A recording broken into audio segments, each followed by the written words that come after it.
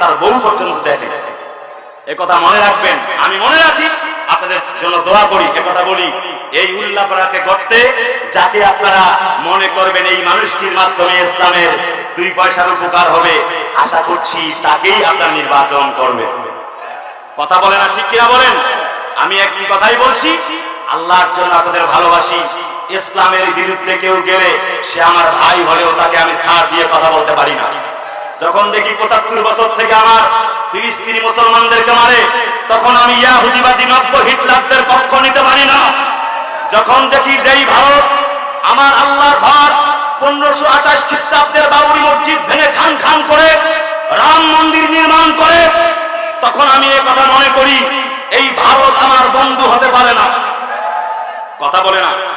সেজন্য বলতে চাই, প্রয়োজনে ইসলামের জন্য, কোরআনের জন্য যখন দেখি গুজরাটে, কাশ্মীরে আমার